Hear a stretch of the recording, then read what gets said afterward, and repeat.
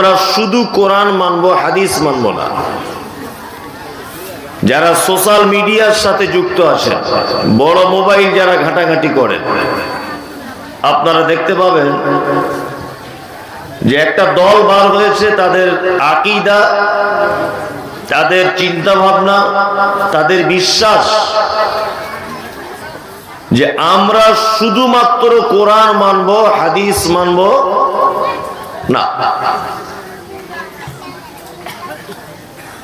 আমরা শুধু কোরআনে যা আছে এটাই মেনে নেব, মুহাম্মদ সাল্লাল্লাহু আলাইহি ওয়াসাল্লামকে নবী বলে মানব, কিন্তু আল্লাহ রাসূলের কথাটাকে মানব না। আর ঈমান থাকবে? থাকবে না।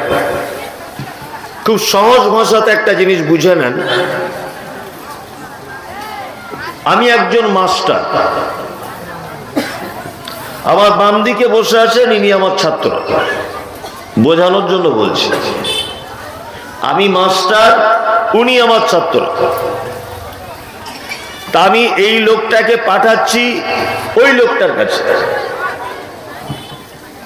যে তুমি ওই লোকটার কাছে যাও, ও তোমাকে যা যা বলবে তুমি তাই তাই করবে, এর বেশিও করবে না, কমও করবে না। তা আমার ছাত্র চলে গেছে ওই লোকটার কাছে। ওই লোকটা অসুস্থ, বলছে একটু আমায় ঔষধ এনে দাও, তাই দিচ্ছে।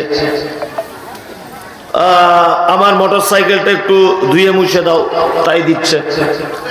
আমার বাড়ি ঘরদোর পরিষ্কার করো, তাই করছে। আচ্ছা বলুন তো দেখি, এই আমার ছাত্র, এ যদি ওর কথা মতো না চলে,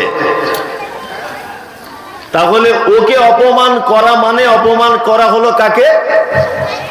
আমাকে, তাই না?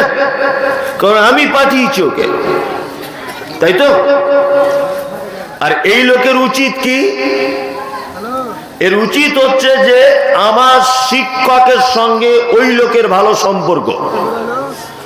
আমি যদি ওই লোকের কথা অমান্য করি, তাহলে আমার শিক্ষককে অপমান করা হবে, তাই তো? যারা বলছে আমরা শুধু কোরআন মানি, হাদিস মানি না, এরা আসলে নিজেকে আহলে কোরআন বলে দাবি করে। এরা তো আহলে কোরআন নয়, এরা সব আহলে শয়তান।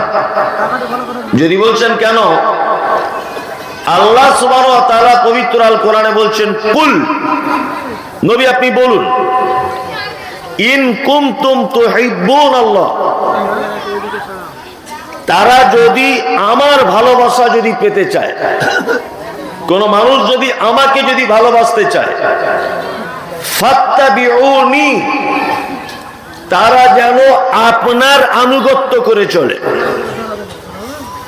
তার মানে আল্লাহর ভালোবাসা পেতে গেলে আনুগত্য করতে হবে কার? মুহাম্মদ সাল্লাল্লাহু আলাইহি ওয়াসাল্লাম।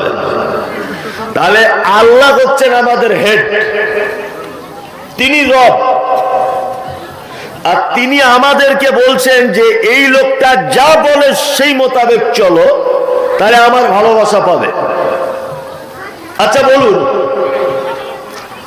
আল্লাহ আমাদের শিক্ষক, তিনি আমাদের রব, তিনি আমাদেরকে বলছেন যে মুহাম্মদ বলে একজন নবী আমি পৃথিবীতে পাঠিয়েছি, উনি যা তোমাদেরকে বলেন তোমরা সেই মোতাবেক চলো।